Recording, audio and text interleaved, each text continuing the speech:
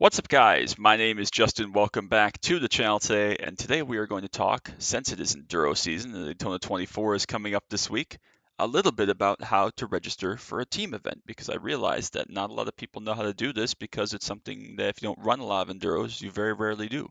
It's not the most complicated thing in the world, but it's also not straightforward based on what iRacing gives you for information. So we're just going to use GT Endurance as the example for this today. If I was going to register for a practice or a race, it works exactly the same.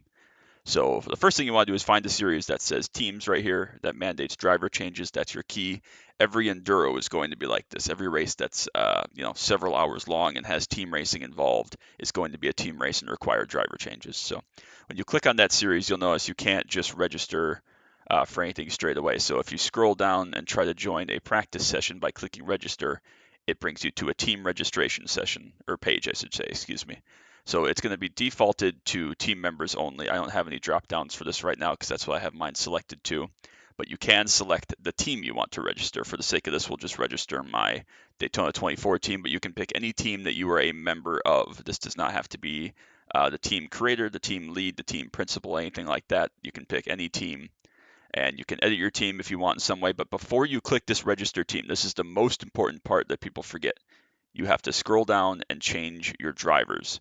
So I am right now registered as the only person that can be a driver under this team. This is something that they changed after they had like qualifying specialists and so on. You have to register who is going to be driving for the team. So I'm going to add drivers. I'll just pick Dave and Ethan since they are the two there on this team currently. So now the three of us are all registered as drivers for JKR 099 Porsche 992 GT3 in this session. At this point, once you have your drivers selected, whoever will be driving for you in the Daytona 24 or the Sebring 12 or the Spa 24 or the Watkins 6 or whatever the case may be, it doesn't have to be all your drivers, but just the ones that you want to be required to drive in the session to avoid disqualification. You need two minimum, and each driver has to meet quarter equal share. So that means that if you have four drivers for a 12-hour event, equal share would be 3 hours. Everybody, per iRacing rules, which it explains up here, has to drive quarter equal share. So 1/4 of that equal share, and again, this is all explained up here, 25% of an equal share. So 4 hours, and this is based on laps, by the way, not time, but obviously you want to exceed your time just in case.